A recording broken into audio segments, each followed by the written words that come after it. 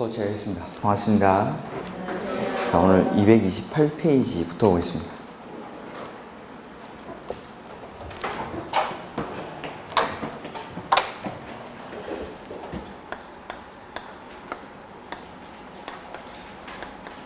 건축법 첫 번째 나왔던 게 이제 적용 대상물이었죠.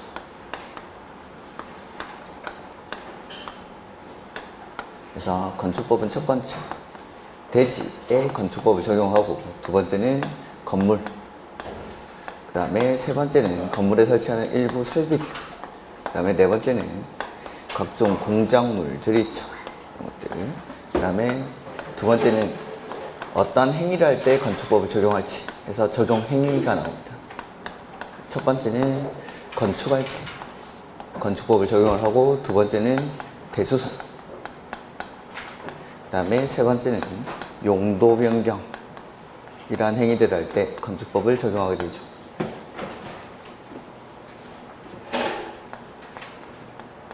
그 다음에 이러한 행위들을 할 때 어떤 규제를 받는지 그래서 첫 번째, 건축하거나 대수선할 때는 원칙은 허가받고 짓는 거죠. 그 다음에 두 번째, 일부 신고하고 할 수 있는 행위가 있고, 세 번째, 국가나 지자체가 건물을 지으려고 할 때는 허가나 신고에 가름해서 협의를 합니다.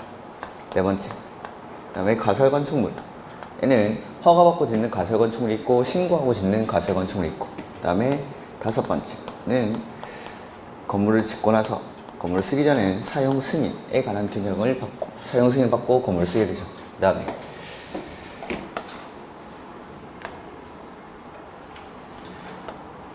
건물은 여기 대지에다가 건물을 짓죠. 그래서 다시 대지를 배우고, 그 다음에 첫 번째, 여기서 나오는 것들이 뭐 조경이라든지, 두 번째는 공개 공지, 그 다음에 세 번째는 분할 제한, 그 다음에 네 번째는 대지가 둘 이상의 용도 지역 등에 걸칠 때 어떠한 지역의 건축법 규정을 적용할지, 이러한 것들이 나옵니다. 그 다음에 대지에 건물을 짓기 위해서는 대지는 반드시 도로에 접해 있어요. 도로. 그래서 건축법에서 도로가 되기 위한 요건에는 어떤 것들이 있는지, 그 다음에 건물을 지을 때는 여기 건축선에 맞춰서 건물을 짓습니다. 그래서 건축선은 어떤 것들인지, 그 다음에 건물이 이제 다 지어지고 나면은 이 건물의 각종 면적들, 대지 면적, 건축 면적, 바닥 면적, 옆 면적, 그 다음에 높이라든지 층수 등을 산정하는 방법들, 이런 것들, 그 다음에 여기는 따로 안 적지만 높이 제한, 건축물의 높이 제한이랑 그 다음에 이행강식, 이런 것들이 나오죠. 이렇게. 자, 228페이지에 각종 신고에 관한 설명으로 틀린 것이라고 되어 있죠. 8번 문제. 자, 요거는 절차를 잠깐 써야겠는데, 저번주에 잠깐 했던 게, 자, 건물 지을 때는 일단 사전 결정을 하죠. 허가 대상 건축물에 대해서 허가를 신청하기 전에 허가를 받을 수 있는지 없는지에 대해서 미리 사전 결정을 받아봅니다. 누구한테 물어보죠, 이거? 허가권자한테. 허가 내주는 사람한테 허가를 받을 수 있는지도 물어봅니다. 그 다음에 사전 결정 받고 나서 이제 허가 신청을 하죠. 그 다음에 허가 받고 나서 착공할 때에는 공사 계획을 신고를 해줘야 되고, 그 다음에 공사가 완료되고 나서 건물을 쓰기 전에 사용 승인을 받고 건물을 씁니다. 이렇게. 그래서 뭐 착공 신고 이런 것들에 관한 내용인데, 건축물의 철거는 그 철거 전에 신고해야 한다. 이거는 지워버리시죠. 지금 우리 법에 없는 조문입니다.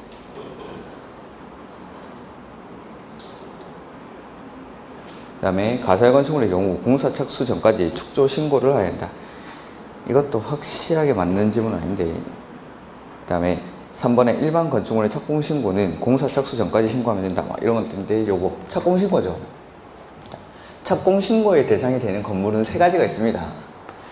허가 대상 건축물, 그 다음에 신고 대상 건축물, 그 다음에 허가 대상 가설 건축물.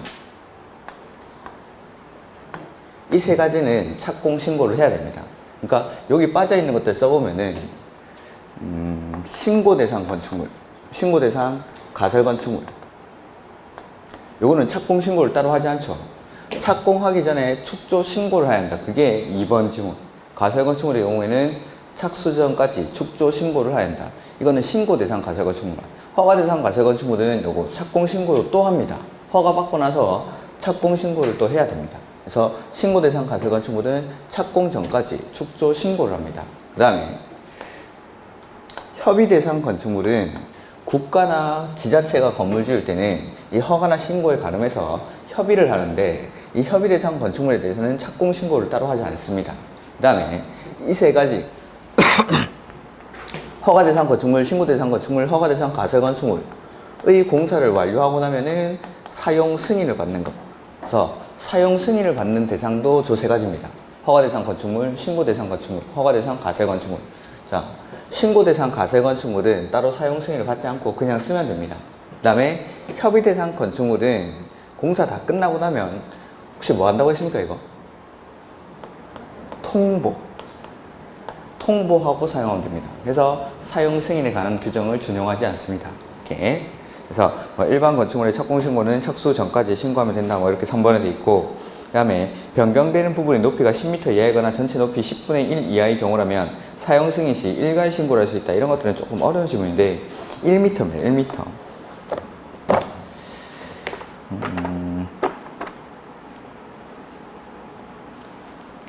우리 이쪽에 나오는 절차들이 577페이지 정도 보실까요?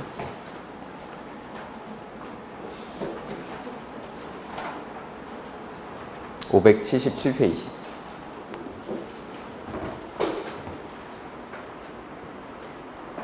그리고 이제 착공 신고 등이라고 나오죠, 메뉴에. 그래서 공사 계획의 신고, 이 공사 계획의 신고가 이 착공 신고입니다. 착공 신고. 자, 착공 신고 해야 되는 건 맨 앞에 세 가지.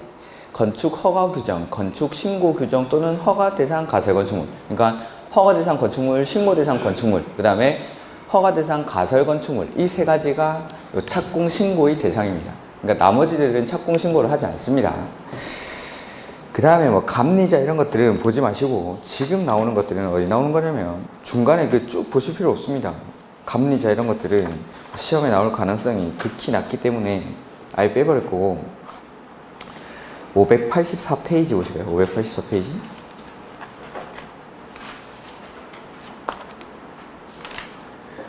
건축물의 사용 승인 대여죠. 그래서 사용 승인 신청 대상, 건축주가 허가 규정, 신고 규정, 허가 대상 가설 건축물 규정, 이렇게. 그래서 사용 승인 대상도 똑같습니다. 584페이지에 나오는 거. 이렇게. 그래서 착공 신고 대상이랑 사용 승인 대상, 이 세 가지가 똑같다는 거. 이렇게. 그 다음에 사용 승인서의 교부인데, 사용 승인서는 건축주가 허가권자한테 사용 승인을 신청하면 며칠 안에 검사를 실시하죠? 7일 안에 검사를 실시합니다. 이렇게. 그리고 검사에 합격된 건축물은 사용 승인서를 내어주어야 한다. 뭐 이런 것들. 그 다음에 지금 허가사항의 변경이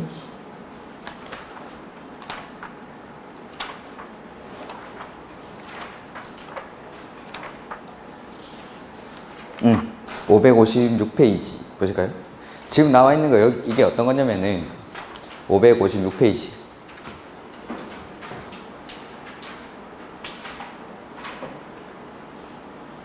이번에 보시면 일괄 신고라는 게 있죠.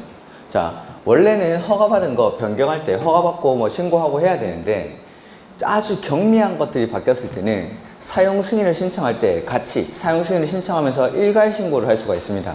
이거는 어려운 내용이니까 외우지 마시고 이런 게 있다 정도만 보시면 되는데, 그래서 가로 1번에 건축물의 동수나 층수를 변경하지 아니하면서 변경되는 부분의 바닥 면적 합계가 50제곱미터 이하인 경우로서 다음의 요건을 모두 갖춘 경우, 해서 변경되는 부분의 높이가 1m 이하이거나 전체 높이의 10분의 1 이하의 변경. 556페이지 보고 있죠? 여기 거기 박스 안에. 그 다음에 허가를 받거나 신고를 한 건축하고 건축 중인 부분의 위치 변경 범위가 1m 이내일 것. 그러니까 아주 경미한 사항이 변경되는 겁니다. 이런 것들은 변경할 때 따로 허가 받거나 신고하는 게 아니라 요거 사용 승인을 신청할 때 같이 이러한 것들이 바뀌었습니다 라고 신고를 하면은 변경 허가나 변경 신고를 받은 것으로 봅니다. 이렇게. 이렇게 이거는 일괄 신고 사항이라고 해서 시험에는 조금 나오기 힘들지 않을까 싶은데 이렇게. 그 다음에 앞에 555페이지 잠깐 보실까요? 거기 잠깐 말씀드렸던 요거 협의대상 건축물이 나와있죠. 협의대상 건축물. 그래서 가로 1번에 누가 건물 짓죠? 국가나 지자체. 국가나 지자체. 국가나 지자체는 건축물의 건축, 대수선, 용도 변경하는 것뿐만 아니라 가설 건축물의 건축 내지는 공작물에 설치할 때도 협의만 하면 됩니다. 협의만.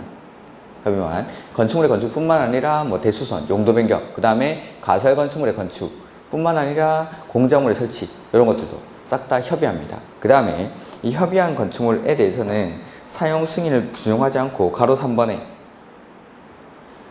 다만 두 번째 줄 공사가 끝난 경우에는 지체 없이 허가권자에게 뭐하죠? 통보하죠. 통보. 이렇게 이러한 것들. 그래서 지금 일괄 신고 사항을 정답으로 만들어놨는데 10m 이하가 아니라 1m 이하야 돼. 1m 이하. 8번 문제, 4번 지문에. 그 다음에 우리 저번주에 했던 것 같은데 허가받고 나서 허가대상 건축물은 허가받고 나서 착공 얼마나 해야죠? 2년. 공장은 3년. 그리고 정당한 사유가 있을 때는 이 기간을 1년의 범위 안에서 연장을 해주죠. 이런 것들.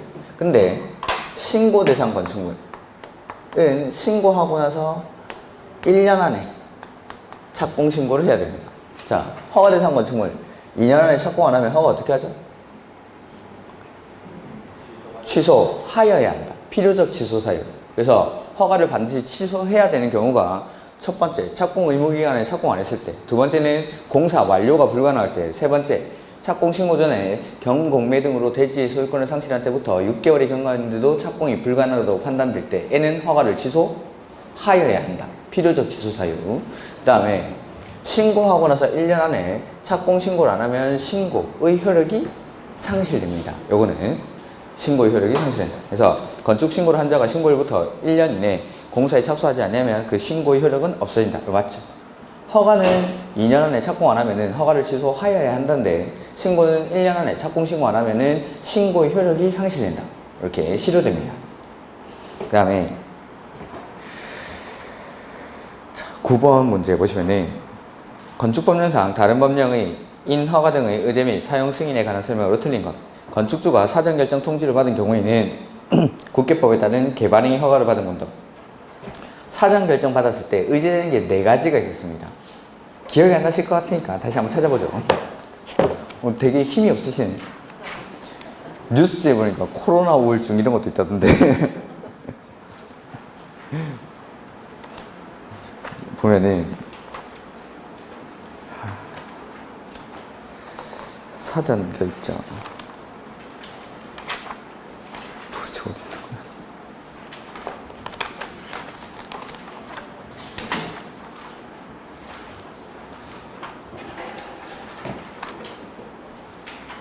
응, 545페이지. 건축허가의 절차 해서 뭐 건축 관련 입지, 규모의 사전 결정이라는 게 나오죠. 이렇게. 그래서 허가를 신청하기 전에 허가권자한테 물어보는 거. 이거 사전 결정이죠. 허가권자한테 물어보는 거. 그래서 사전 결정을 허가를 신청하기 전에 허가권자한테 물어보는데 요럴 때 545페이지 거기 가로 6번에 546페이지 가로 6번. 박스 안에 보면은 사전 결정을 받으면 의제되는 것들이 4가지 적혀있죠? 개발행위 허가, 산지 전용 허가, 농지 전용 허가, 하천 전용 허가 이런 것들이 의제가 됩니다. 그러니까 방금 봤던 지문 사전 결정을 받은 경우에는 개발행위 허가를 받은 것으로 본다. 옳은 지문이죠. 옳은 지문. 근데 작년 시험에 나왔던 게 뭐냐면은 이번에 다만 뒤에 있는 거 보전 산지일 때는 어디에서만? 도시지역에서만. 보전산지는 도시지역에서만. 그게 시험 문제였습니다. 그래서 개발행위 허가를 받았을 때 의제되는 것들이 크게 4가지. 개발행위 허가, 산지 전용 허가, 농지 전용 허가, 하천 전용 허가가 의제가 되는데 산지 전용 허가의 경우에는 보전산지일 때 도시지역에서만 산지 전용 허가가 의제가 됩니다. 이렇게. 자, 그 다음에 9번 문제의 2번 지문.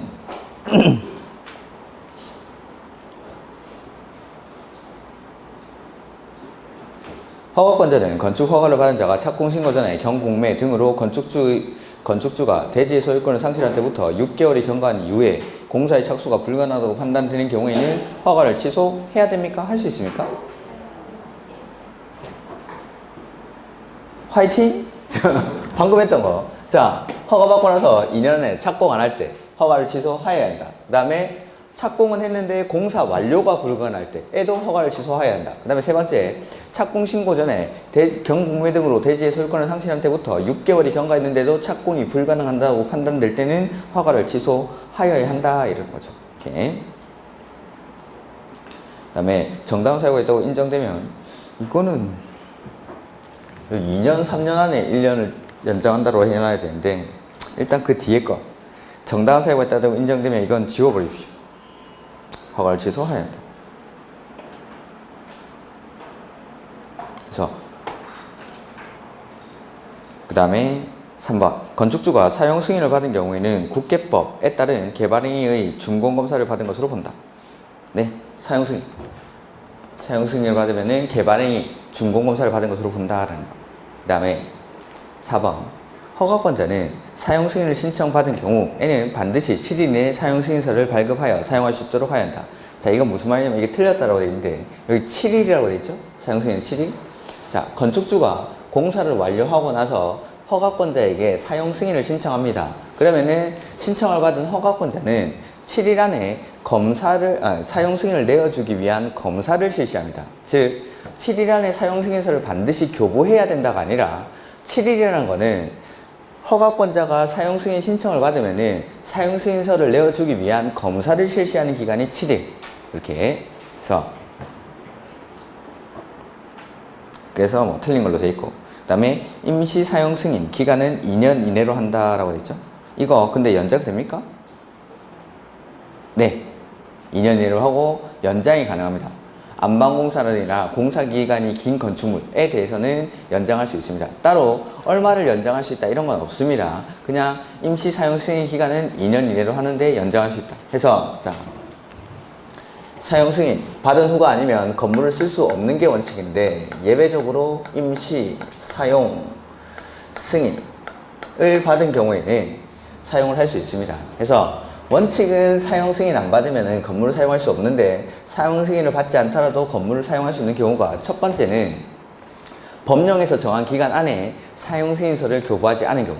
그거는 이제 7일이 아닌 겁니다. 지금 보시는 7일은 검사를 실시해야 되는 기간이 7일. 근데 이거 법령에서 정한 기간 안에 사용 승인서를 교부 안 하면 그냥 쓰면 됩니다. 그 다음에 임시 사용 승인을 받은 경우에는 건물을 사용할 수 있는데 그 임시 사용 승인 기간은 2년으로 합니다. 2년으로 하고 이거 연장이 가능하다라는 거. 연장이 그냥 연장할 수 있습니다. 얼마를 연장할 수 있다가 아니라 그냥 연장할 수 있습니다. 오늘 되게 힘이 없으시네. 저만 신납니까?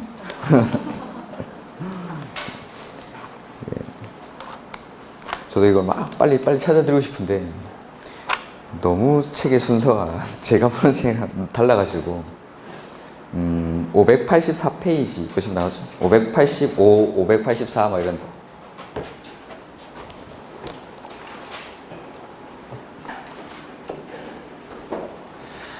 거기 방금 봤던 이제 사용 승인이 나왔죠.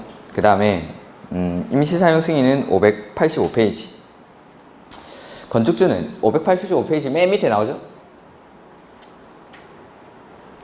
건축주는 사용 승인서를 받기 전까지 공사가 완료된 부분에 대해서 임시 사용의 승인을 받으려는 경우에는 국토교통부로 용어로 정하는 바에 따라 임시 사용 승인 신청서를 허가권자한테 제출해야 한다. 그 다음에 허가권자는 신청서를 접수한 경우에는 공사 완료된 부분이 기준에 적합한 경우에만 임시 사용 승인을 할 수 있으며 식수 등 조경에 필요한 조치를 하기에 부적합한 시기에 공사가 완료된 건축물은 허가권자가 지정하는 시기까지 식수 등 조경에 필요한 조치를 할 것을 조건으로 임시 사용 승인을 할 수 있다라는 것. 그 다음에 임시 사용 승인 기간 얼마라고 되어 있죠?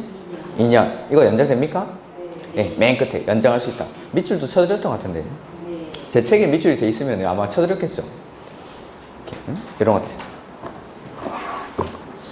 그 다음 페이지 10번 사용 승인. 옳은 것. 건축법상 사용 승인을 받아야 할 건축물은 허가, 신고, 허가 대상 가설 건축물을 하는 여기 세 가지.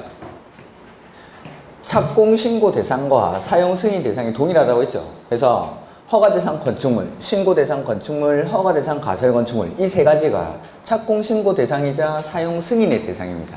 이렇게 허가 대상 건축물, 신고 대상 건축물, 허가 대상 가설 건축물 빠지는 것들 말씀드렸죠. 신고 대상 가설 건축물은 착공하기 전에 그냥 축조 신고하고 지으면 됩니다. 따로 착공에 들어갈 때 신고를 또 하진 않습니다. 그 다음에 협의 대상 건축물도 허가나 신고에 가름해서 협의하고 그냥 지으면 됩니다. 그래서 이 세 가지만 착공 신고 대상이자 그 다음에 사용 승인의 대상이 허가 대상 건축물, 신고 대상 건축물, 허가 대상 가설 건축물 이렇게 세 가지. 그 다음에 감리자를 지정한 경우에는 허가권자는 사용 승인을 신청받은 경우 그 신청서를 접수한 날부터 사용 승인을 위한 검사를 실시하고 검사에 합격된 건축물에 대해서는 15일 이내 사용 승인서를 교부해야 한다. 이건 또 앞에서랑 또 말을 다르게 놨죠. 앞에서는 7일 이내 사용 승인서를 발급하여 사용할 수 있도록 하여야 한다. 이게 틀렸다라고 해놓고는 여기는 또 맞다고 해놨죠. 이 7일이라는 숫자는 신청을 받았을 때 검사를 하는 기간입니다. 검사. 건축주가 공사 완료하고 나서 신청을 하면 허가권자는 사용 승인서를 내어주기 위한 검사를 7일 안에 실시합니다. 그리고 사용 승인서는 보통 밖에 실제에서는 7일 안에 나오긴 합니다. 7일 안에 나오긴 하는데 별다른 사유가 없으면 꼭 7일은 아닙니다. 그냥 법에서는 법령에서 정한 기간 안에 사용 승인서를 교부하지 않은 경우라고 되어 있습니다. 이렇게. 그래서 요거는 그냥 참고로 보시고. 그 다음에 3번. 임시 사용 승인을 제외하고는 사용 승인을 얻은 후가 아니면 건축물을 사용하거나 사용하게 할 수 없다라고 되어 있는데, 아까 승인서를 법령에서 정한 기간 안에 사용 승인서를 교부하지 않았을 때도 쓸 수 있습니다. 두 가지가 있습니다. 그래서 원래는 사용 승인을 받지 않으면 건물을 사용할 수 없는데, 첫 번째 사용 승인서를 받지 않더라도 할 수 있는 경우가 법령에서 정한 기간 안에 사용 승인서를 교부하지 않거나, 두 번째는 임시 사용 승인 받았을 때. 지금 지문에 보면은 임시 사용 승인을 받은 경우가 아니면은 건물을 사용할 수 없다라고 되어 있는데, 이거 말고도 법령에서 정한 기간 안에 사용 승인서를 교부하지 않으면은 건물을 쓸 수가 있습니다. 이렇게. 그다음에 신고 대상 건축물도 사용 승인을 신청할 경우 허가권자에게 감리 완료 보고서를 첨부해야 한다. 이런 감리는 그냥 아예 보지 마십시오. 시험에 나올 가능성이 낮으니까. 그다음에 임시 사용 승인 기간은 얼마로 하죠? 2년. 그리고 연장할 수 있다. 이렇게 되죠. 이렇게. 그다음에 11번 틀린 거. 하나의 대지가 여러 동의 건축물을 건축 허가를 받아 한 동을 우선 공사 완료하는 경우 동별 사용 승인도 가능하다. 네, 그렇습니다. 이렇게. 전체에 대해서 뿐만 아니라 동별로도 사용 승인이 가능합니다. 그 다음에 공사 감리자가 지정된 건축물의 사용 승인을 신청 시 감리자는 감리 완료 보고서를 첨부해야 한다. 네. 그래서 감리 이런 것들은 안 보셔도 좋습니다. 그 다음에 임시 사용 승인 기간은 얼마였죠? 2년. 그리고 연장이 됩니까? 네. 얼마 연장한다는 규정은 없습니다. 그냥 공사 기간이 긴 건축물에 대해서는 그냥 연장할 수 있습니다. 얼마를 연장한다 이러한 규정은 특별히 따로 없습니다. 그래서 1회에 한해서 1년 연장이 가능하다 이런 것, 그 뒤에 것 때문에 틀린 거. 그 다음에 식수 등 종용에 필요한 조치를 하기에 부적합한 시기에 공사가 완료된 건축물에 대해서는 허가권자가 지정하는 시기까지 식수 등 종용에 필요한 조치를 할 것을 조건으로 임시 사용 승인을 할 수가 있다라는 거고, 건축주는 사용 승인을 받은 후가 아니면 원칙적으로 건물을 사용하거나 사용하게 할 수 없다. 네. 원칙적으로는 사용 승인을 받은 후가 아니면 건물을 사용할 수 없는데, 아까 말씀드린 대로 첫 번째 법령에서 정한 기간 안에 사용 승인서를 교부하지 않거나, 두 번째는 임시 사용 승인을 받은 경우, 그럴 때는 사용 승인을 받지 않더라도 건물을 사용을 할 수가 있습니다. 이렇게. 거기 이제 해설해 보면은 3번에 나오죠. 건축물의 사용 시기. 해서 원칙은 사용 승인을 받은 후가 아니면 사용할 수 없는데, 예외적으로 사용 승인 기간 내에 법령에서 정한 기간 안이라고 되어 있습니다. 법령에서 정한 기간 내에 사용 승인서를 교부하지 않거나 임시로 사용 승인을 한 경우에는 미리 쓸 수가 있다라는 거죠. 이렇게. 그 다음에 12번, 13번, 그 다음에 14번 저번 주에 풀었습니다. 허가 대상 건축물, 신고 대상 건축물. 신고 대상 건축물 다시 한번 해볼까요? 증축할 때 바닥 면적 합계는 85제곱미터 이내 증, 개, 재축, 높이는 3m 이하. 저 혼자 할까요? 3m 이하. 그 다음에 신축할 때 어디서 하죠? 촌에서. 자, 기억이 안 나시는 분들은 노트 보셔도 되고 44페이지입니까? 노트에? 네, 제가 나눠드린 자료에는 44페이지 거기 정리가 돼 있죠. 그래서 증축할 때는 바닥 면적 합계 85제곱미터 이내 증, 개, 재축. 그 다음에 높이는 3m 이하. 그 다음에 신축할 때는 촌에서 관리, 농림, 자연환경 부연지역에서 하면서 규모는 2미, 3미. 이 두 가지 요건을 다 갖춰야 됩니다. 200제곱미터 미만, 3층 미만. 그 다음에 대수선은 규모가 2미, 3미. 200제곱미터 미만, 3층 미만인 건축물을 대수선할 때는 신고하고 하면 됩니다.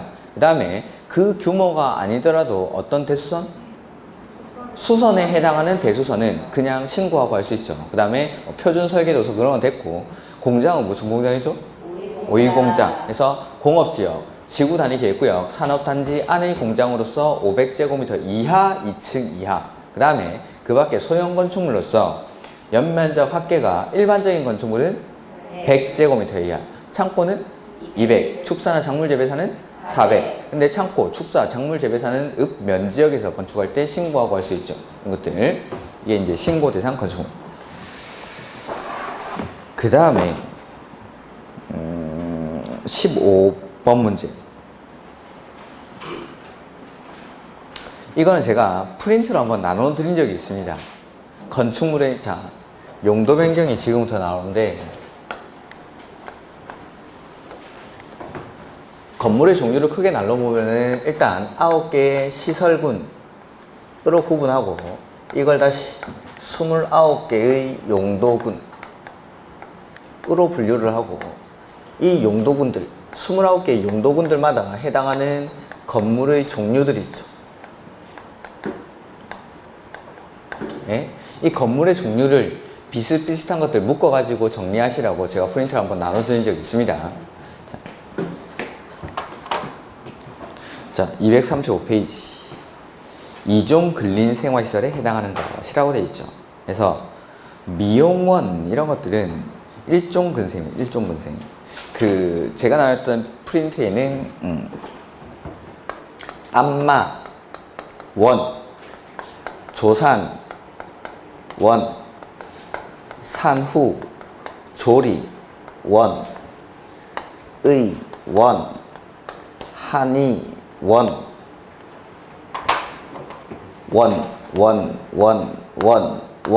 일종 근생. 안마원, 조산원, 산후조리원, 의원, 한의원 이런 것들 싹 다 일종 근생. 병원은 뭐죠? 병원? 의료시설. 병원은 의료시설이고 의원은 일종 근생. 일종 근생. 그 다음에 독서실. 이거 뭐예요? 독서실. 우리 아파트 단지에 가면은 수학학원 3층에 있고 영어학원 4층에 있고 5층에 독서실 있고 이거 싹 다 뭐라 그랬죠? 이종근생. 학원들은 보통 이종근생입니다. 우리 학원도 이종근생. 근데 학원이 규모가 커집니다. 바닥 면적이 500제곱미터 이상이 되면은 이건 교육연구시설로 바뀝니다. 교육연구시설. 학원이. 보통 그래서 학원, 이런 수학학원, 영어학원 이런 것들은 이종근생. 그래서 독서실도 이종근생. 같이 있는 게 다 이종근생이라서. 그래서 학원들은 이종근생. 근데 바닥 면적 합계가 500제곱미터 이상인 학원들은 교육연구시설. 근데 운전학원이나 정비학원은 자동차 관련 시설입니다. 운전학원이나 정비학원은. 그 다음에 무도학원. 이거 뭐 하는 데죠?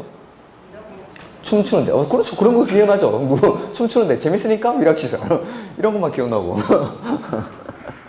그래서 독서실은 이종근생. 그 다음에 마을회관이라든지 변전소, 의원 나죠? 의원, 조산원, 산후조리원, 안마원 이런 것들 싹 다 일종근생. 안마시술소는 이종근생. 노래방은 이종근생. 안마시술소, 노래연습장 이런 것들 이종근생. 단란주점 150제곱미터 미만인 것들은 이종근생. 단란주점이 뭐라고 했죠? 가족을 단란을 위한 노래방이라고 했죠. 가족. 아버지가 술 안 먹으면 노래 안 한다 이러니까는 그러면 술 먹으면서 노래하게 하자 해서 술 먹으면서 노래할 수 있는 게 단란주점. 그래서 노래방이랑 똑같이 단란주점도 이종근생인데 이게 150제곱미터 이상이 되면은 위락시설로 바뀝니다. 이런 것들은 뭐 자주 보는 프린스 뭐 어디 있는지도 모르겠죠. 그럼 본 적이 없으니까. 그래서 프린트를 벌써 뭐 본 적도 없겠죠. 그거 나눠드려도. 자주 보는 수밖에 없습니다. 이거는. 그래서 제가 거기 좀 헷갈릴 수 있는 것들은 다 정리를 해놨습니다. 그 안에서 벗어나진 않습니다. 그 정도 하시면은 충분히 문제를 풀 수 있습니다. 236페이지 보면은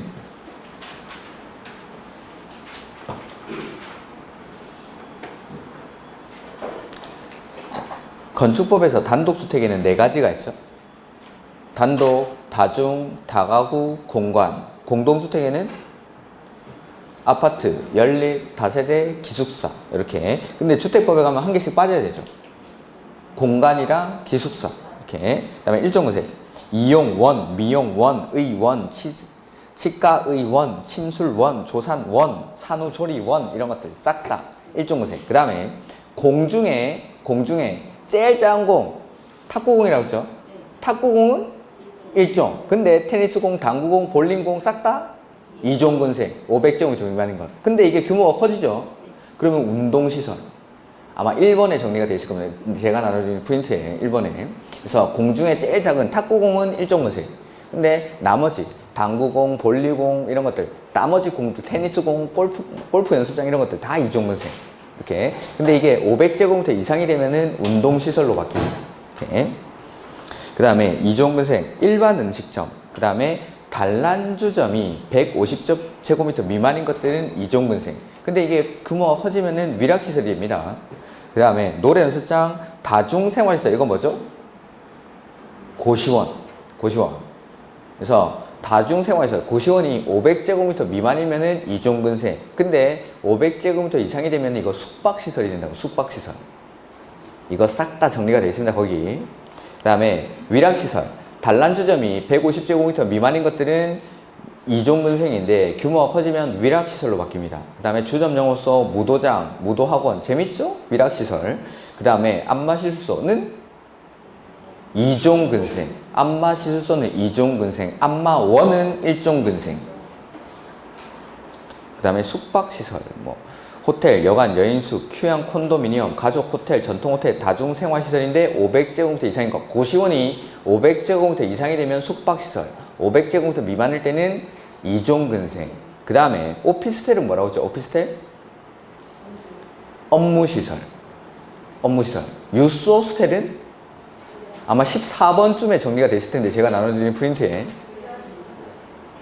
수련시설. 유스호스텔은 수련시설. 콘도미니엄은 숙박시설. 그렇죠? 깔끔하게 한 문제 틀리면 됩니다. 이런 거. 그거는 뭐 자주 보는 수밖에 없고, 그리고 내가 이제 자격증 따가지고 나가서 아파트만 하면은 그런 걸 쓰지는 않는데, 뭐 상가들 이런 거 할 때는 당연히 그런 것들을 씁니다. 용도 변경할 때. 내가 이제 학원 같은 거 중개해 줍니다. 학원 같은 거 중개하는데 이게 2종근생이 들어갈 수 있는 데인지 없는 데인지 알아야, 그리고 학원이 2종근생인지 1종근생인지 아니면은 뭐 교육연구시설인지 알아야 이걸 뭐 중개를 하죠. 2종근생이 안 되는 데다가 얼마인데 이렇게 소개해 줬다가 나중에 사고 터지면 돈 물어내야 돼요. 돈 물어내요. 그런 거 한 번 터지면은 큰일 납니다. 그거 공법을 잘해야 돈을 잘 벌 수 있습니다. 민법 이런 거 백날 잘해서 이런 것들은, 그러니까 아파트 중개만 하면은 이런 것들은 당연히 필요가 없습니다. 근데 상가 같은 거 할 때 하면은 이런 것들을 알고 계셔야 내가 들어갈 수 있는 건물 없는 것들을 구분해서, 시험에 자주 나오는 건 아니지만 가끔 출제가 되는데 제가 나눠드렸던 프린트 그거 비교하면서 정리만 하시면은 요 범위 안에 지금 나와 있는 보기에도 그 범위를 벗어나지 않습니다. 혹시 그거 기억나십니까?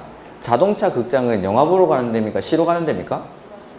그렇죠. 그런 건 기억나죠. 그래서 문화집회시설이 아니라 관광휴게시설, 시로 가는 데니까 이런 것들 그게 제일 많이 나왔고, 야외 극장, 야외 음악당 이런 것들은 문화집회시설 아니고 관광휴게시설 이런 것들. 그래서 시험에 자주 나오는 것들 위주로 다 말씀을 좀 드렸고 거기에 정리를 해놨으니까 그런 것들 정도는 좀 보고 가셔야 됩니다. 이렇게. 그 다음에 17번 공동주택에 해당하는 것, 이런 게 나와주면 참 고마운 건데 이렇게 나오진 않겠죠. 아파트, 연립, 다세대, 기숙사, 요게 공동주택 해서 고르면은 다세대랑 기숙사가 공동주택. 그 다음에 용도 변경을 신고하여야 하는 경우에 해당하는 것, 표는 당연히 외우셨을 거라 믿습니다. 안 외우신 분들은 외워야 됩니다, 이건. 용도 변경은 최근에는 좀 뜸하긴 하지만 항상 시험에 나온다라고 생각하고 준비를 하고 가야 되는 것 중에 하나입니다. 이런 것들. 자, 9개의 시설군 이거 어떻게 외우죠? 자, 산, 전, 문, 영, 교, 근, 주, 기. 이렇게 해서 자산, 전문, 연구공주기, 자동차, 산업 등 시설군, 전기통신, 문화집회, 영업, 교육, 복지, 근린, 주거, 업무, 기타. 이렇게. 자, 문제 풀면서 표는 완성해 보겠습니다. 1번에 신고 대상을 찾는 거니까 창고를 자동차로 변경할 때 창고 어디죠? 창고?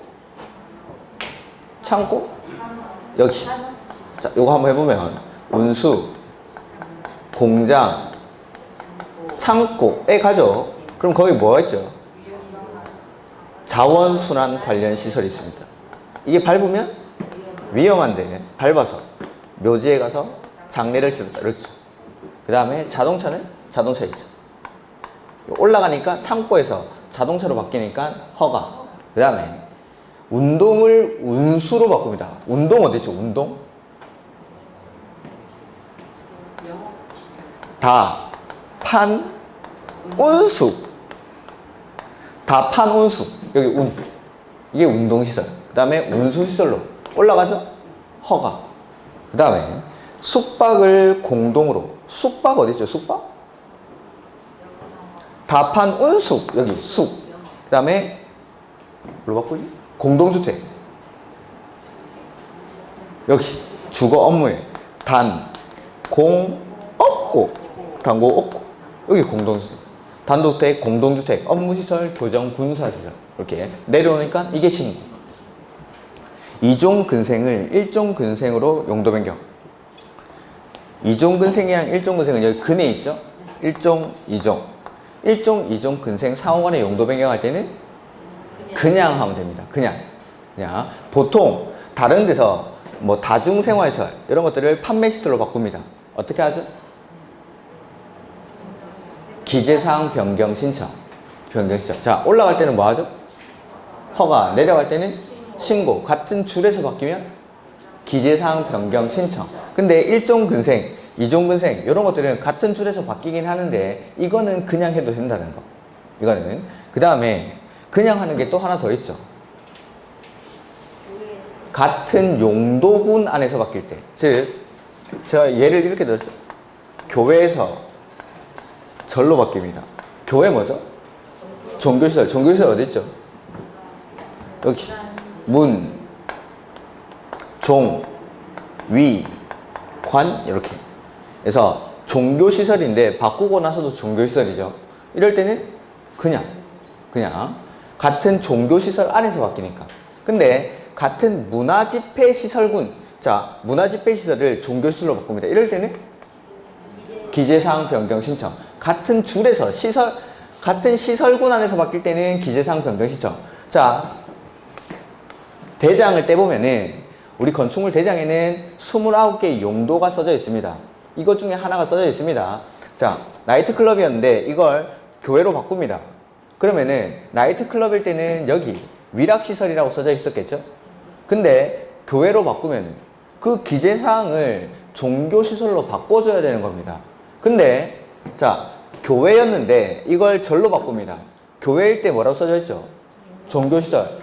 절도 종교시설 바꿀 필요 있습니까? 없습니까? 그냥 하면 된다 이거죠. 그러니까 같은 줄 안에서 용도가 바뀌어버리면은 다른 용도로 바뀌면은 이 용도를 바꿔줘야 됩니다. 대장에 있는, 건축물 대장에 있는. 근데 같은 용도 안에서 바뀔 때, 같은 종교시설 안에서 바뀔 때는 기재사항을 변경할 필요가 없죠. 그래서 그냥 합니다. 그 다음에 1종 근생, 2종 근생, 상호간의 용도 변경은 보통 이제 자영업 하시는 분들이 제일 많이 하는 게 1종 근생 아니면 2종 근생이니까 용도 변경을 좀 수월하게 해주기 위해서 그냥 해도 되는 겁니다. 건축 제한이 허용하는 범위 안에서. 이렇게. 그래서 그냥 하는 건 두 가지. 같은 용도 안에서 바뀔 때. 근데 같은 시설군, 같은 줄에서 이렇게 용도가 다른 걸로 바뀌어버리면은 기재사항을 바꿔줘야 됩니다. 대장에 있는 거. 그 다음에 올라갈 때는 허가받고 내려갈 때는 신고하고 이런 것들. 그 다음에 5번 의료시설을 관광 휴게시설. 의료시설 어디 있죠? 여기 의, 교, 노, 수, 야 의료시설을 관광휴게시설 어딨죠? 문 이거 외우셔야 됩니다. 시험 포기하신 거 아니시죠? 외우셔야죠. 공부해야죠. 코로나 때문에 돌아다니지도 못하는데 집에서 공부만 해주십시오. 좀 나오지 말고 이렇게 학원 올 때만 딱 나오고 그래서 집에 앉아가지고 공부만. 그래서 이거 외우셔야 됩니다. 이 표는 나오든 안 나오든 이런 것들은 90% 출제 가능성이 한 7, 80% 되는 것들은 나온다 생각하고 가야 되는 겁니다. 혹시 안 나올지 모르죠. 근데 이런 것들은 안 나올 30%의 가능성을 거는 게 아니라 나올 70%의 가능성을 걸고 외우고 가야 됩니다. 이거. 이렇게. 그래서 시험장에서도 문제를 푸실 때 이걸 다 쓰기는 힘드니까 앞에 9개를 써놓는 겁니다. 그 다음에 뒤에 내용들은 기억을 해놓고 이걸 문제를 푸실 때 내가 이거 완전히 다 외웠다라고 해서 머릿속으로 푸는 게 아니라 손으로 짚어가면서 풀어야 됩니다. 뒤에 거는 놔두시고. 그래서 뭐 방금 보신 의교노수야 의료시설 여기 있지 하고 나서 그 다음에 관광휴게시설은 문, 종, 위, 관 올라가는구나 허가. 머릿속으로 생각해서 풀다 보면은 실수할 가능성도 있으니까 요 앞뒤로 이 두 줄 사이에서 바뀌고 이러면 헷갈립니다. 그래서 9글자 요거 자산 전문 연교 근주기 이거는 써놓고 뒤에 것들은 머릿속에 외워가지고 그래서 앞에 게 여기 속하니까 뒤에 거는 일로 올라가는구나 허가. 이게 앞에 게 여기 속하는데 뒤에 거 여기 속하는구나 하면은 내려가니까 신고. 이런 것들 요 9글자 가지고 문제를 푸셔야 됩니다. 뒤에 것들은 외워서 뒤에 것들은. 그래서 요거 좀 숙달되게끔 외우셔야 됩니다. 그 다음에 19번 이게 또 건물의 용도를 또 써놨는데 연결로 틀린 거야. 휴게음식점은 300제곱미터 미만일 때는 1종근생, 300제곱미터 이상이 되면 2종근생 뭐 이렇게 되는 거고, 그 다음에 단란주점은 150제곱미터 가지고 150제곱미터 미만일 때는 2종근생이고 150제곱미터 이상이 되면 위락시설, 종교집회장은 500제곱미터를 가지고 구분합니다. 이 면적까지는 외우실 필요 없습니다. 면적은 그냥 외우지 마시고 제가 나눠드린 프린트에 뭐 300제곱미터 미만, 300제곱미터 이상, 150제곱미터 미만, 150제곱미터 이상, 500제곱미터 이상, 500제곱미터 미만, 1000제곱미터 이상, 1000제곱미터 미만 이렇게 나오는데 그 숫자들은 외우실 필요 없고 미만은 작은 거, 이상은 큰 거 이렇게 하십시오. 그냥 숫자는 되는 데까지만 미만은 작은 거, 이상은 큰 거 이렇게만 하셔도 충분히 문제는 풀립니다. 그래서 그런 숫자들까지 일일이 다 기억하실 필요는 없고 미만은 작은 거, 이상은 큰 거 이런 식으로 해가지고 작은 거는 뭐고 큰 거는 뭐다 이런 식으로만 구분하셔도 문제는 대부분 풀립니다. 이렇게. 그 다음에 뭐 다중생활시설은 500제곱미터 가지고 500제곱미터 미만일 때는 2종근생, 500제곱미터 이상이 되면은 숙박시설, 그 다음에 슈퍼마켓 같은 거, 일용품 등을 판매하는 소매점입니다. 1000제곱미터 미만인 것들은 1종근생, 이게 규모가 커지면은 판매시설로 바뀝니다. 이렇게. 그 다음에 20번은 요거 써놓은 거죠. 자산 전문 연교 분주기, 이거 순서대로 나열하는 거. 이건 뭐 문제도 아닙니다, 이런 것들은. 그 다음에 21번. 여기 또 건물의 종류를 써놨는데 주민자치센터, 그 동사무소 같은 것들 있죠. 이거 1종근생. 그다음에 일반 음식점은 2종근생입니다. 2종근생. 일반 음식점은 술 파는 데죠. 휴게 음식점은 술 안 팔고. 그래서 휴게 음식점은 300제곱미터 미만의 작은 것들은 1종근생인데 이게 300제곱미터 이상 규모가 좀 커지면은 그게 2종근생. 근데 일반 음식점은 술 팔고 시끄러우니까 무조건 2종근생. 이렇게. 그다음에 무도장, 무도학원 이거 뭐죠? 위락시설. 그다음에 격리병원은 의료시설입니다. 의료시설. 그다음에 신문사 이런 것들은 뭐 업무시설 됐고, 그다음에 신고 대상 용도 변경에 해당하는 거, 내려가는 거 찾는 거죠.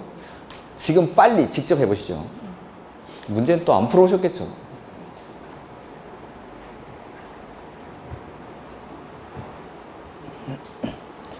이 정도 수준의 문제는 시험장에서 지금 시간 안에 풀어야 됩니다. 이 시간 안에 못 풀면은 시간 낭비입니다. 푸는 게. 이렇게. 그래서 조금 어렵게 나오면 몰라도 좀 쉽게 나왔을 때, 이럴 때는 요거를 1분 한 30초 정도 안에 풀 수 있어야 푸는 게 이익인 거지, 이거 푸는데 막 2분씩 3분씩 걸린다 그러면은 이거는 푸는 의미가 없습니다. 이렇게 해서 보면은 위락시설 어디 있죠? 문, 종, 위, 관, 여기 위 이렇게. 그 다음에 그 창고 올라가죠? 산업 등에 있으니까 이거 허가. 그다음에 숙박시설 어디 있죠? 답한 운수. 그 다음에 운동시설은 역시 답한 운수. 그러면 이거 뭐 하죠? 기재사항 변경 신청. 그 다음에 교육연구시설 어디 있죠? 의견호수야. 그 다음에 업무시설은 단공 없고 내려가죠? 이거 신고. 그래서 3번이 정답. 그 다음에 의료시설 의견호수야. 문화집회시설 문종위간 올라가니까 허가.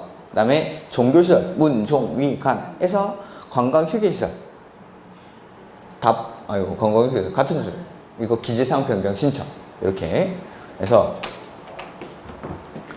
두 문자를 외우든 어떻게 외우든 앞에 9글자 이거는 써놓고 방금 푸른 대로 이게 여기 있으니까 여기로 가는구나 올라가는구나 내려가는구나 이런 것들 9글자는 써놓고 해야 실수 없이 풀 수 있습니다. 이거 괜히 시간 들여서 풀었는데 실수해버리면 시간도 아깝고 점수도 틀리고 이게 그래서 실수 없이 푸는 게 중요한 거고 그 다음에 표를 좀 더 숙달되게끔 외우시는 게 문제를 풀 때는 훨씬 더 수월하게 문제를 풀 수 있겠죠. 그 다음에 242페이지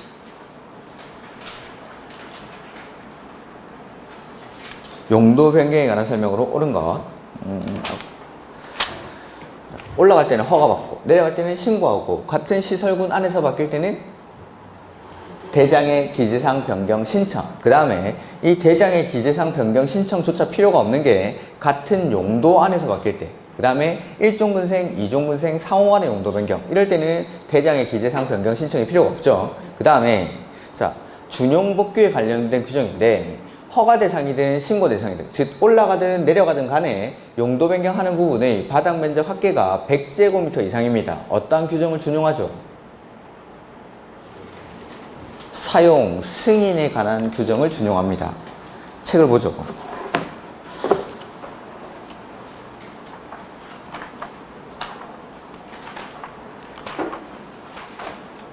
자 보면은 560페이지에 이 이하의 용도 변경이 나오죠.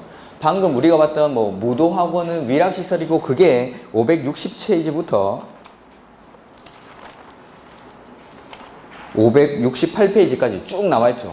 이걸 다 외우기가 힘드니까 비슷한 것들을 묶어가지고 한 장으로 제가 정리를 해드린 겁니다. 그거라도 보시라고. 그거 안에서 시험 문제는 거의 나올 테니까. 그 다음에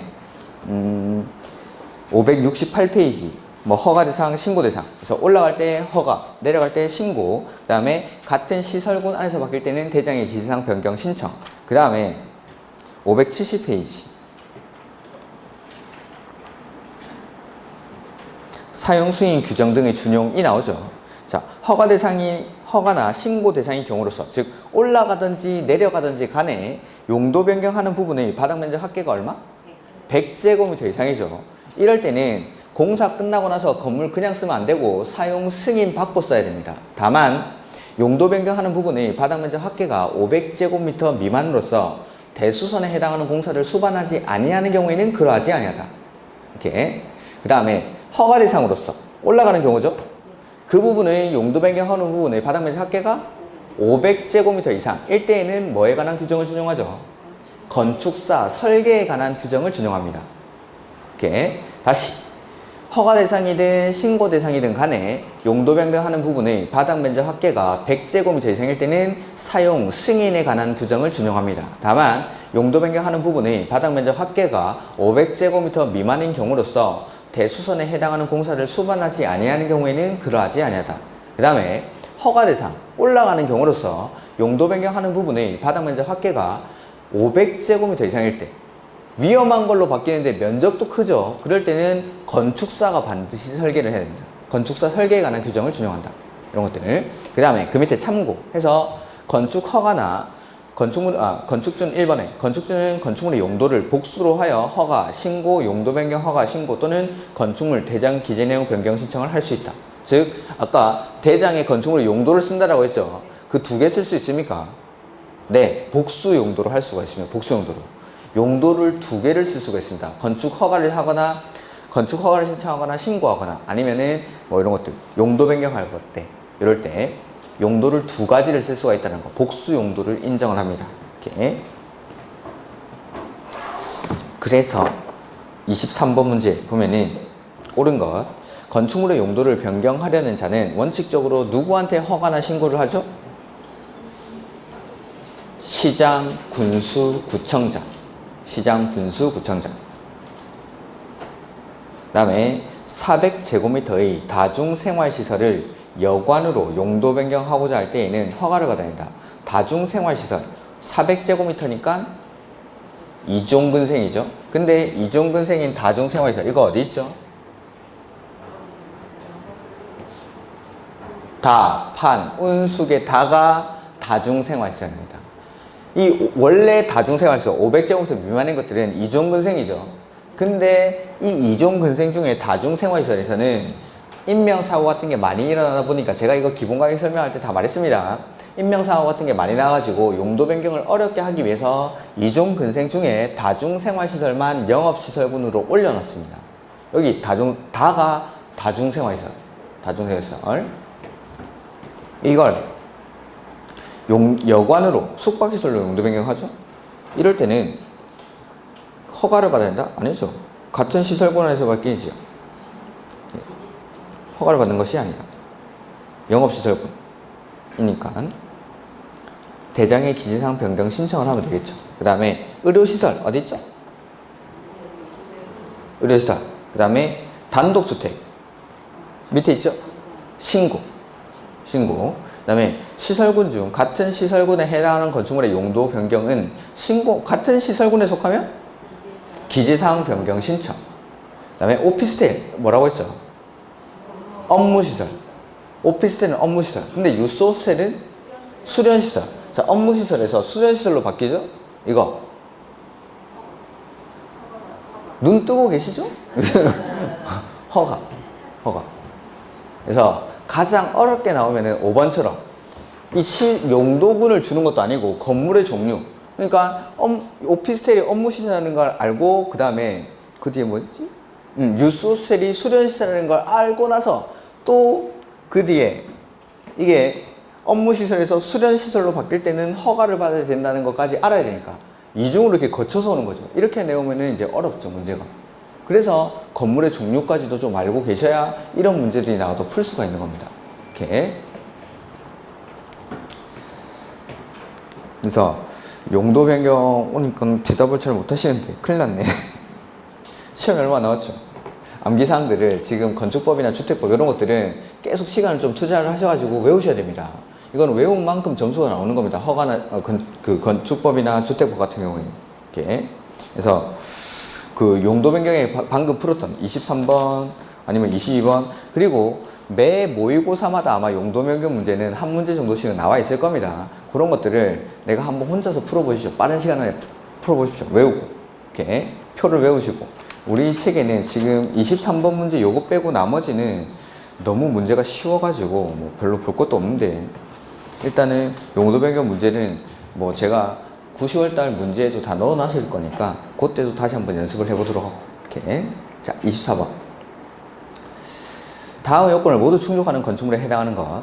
지하 1층, 지하 2층은 주차장으로 지하층은 빼버리면 되겠죠. 그 다음에 지상 1층은 필로티 구조로서 전부 주차장으로 이것도 빼버리면 되겠죠. 그 다음에 2층, 3층, 4층, 5층, 6층 주택으로 사용. 자, 주택으로 쓰는 층수가 하나, 둘, 셋, 넷, 다섯. 뭐죠? 아파트. 볼 것도 없이 그냥 아파트. 주택으로 쓰는 층수가 5개층 이상일 때는 아파트. 뒤에 뭐 면적은 볼 필요도 없죠.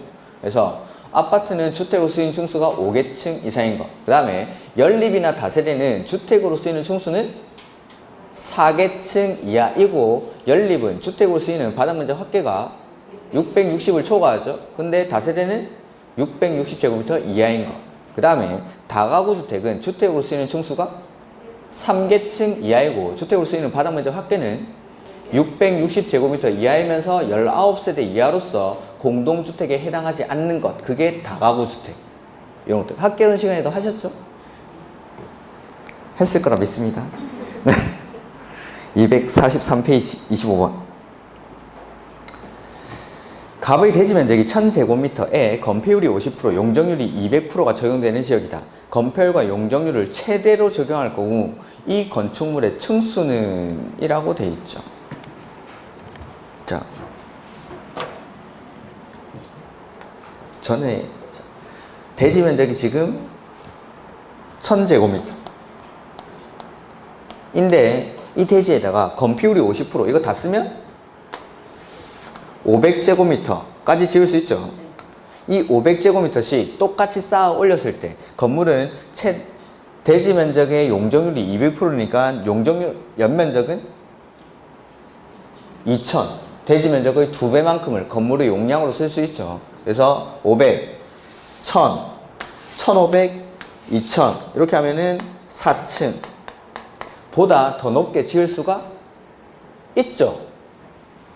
건폐율을 다 안 쓰면 되죠. 건폐율을. 그래서 건폐율이나 용적률을 최대로 적용받을 경우 4층보다 더 높게 지을 수가 있다라고 했죠. 자, 용량을 이만큼 쓸 수 있는데 이 용량, 안 쓴 용량을 이 위에다가 갖다 붙이는 거죠. 그러면은 요거보다 더 높게. 그래서 용적률이 200%인데 여기에다가 50을 나누면 4층이 나오죠. 이건 이 대지에서 쓸 수 있는 최소 층수. 해서 4층보다 더 높게 지을 수가 있죠. 해서 4층 이상이라고 해요. 4층 이상. 오케이. 그 다음에 26번. 용적률을 산정할 때 연면적에서 제외되는 경우에 해당하지 않는 것. 네 가지가 지하층, 부설주차장, 피난공간, 대피공간 이렇게 했던 거. 그래서 대피공간, 1번의 대피공간, 그 다음에 지상층의 부설주차장, 그 다음에 3번 지하층, 그 다음에 초고층 건축물이나 준초고층 건축물에서의 피난 안전구역. 요 네 가지는 용적률 산정할 때 연면적에서 제외되는 거죠. 그래서 5번이 틀렸죠. 용적률 산정할 때 연면적에서 제외되는 거 네 가지는 뭐 시험에 무수히 출제가 됐고 뭐 계산 문제에서도 많이 나왔었고. 오케이. 자, 그 다음에 대지랑 도로가 나오는데 이건 조금 쉬었다가 보도록 하겠습니다.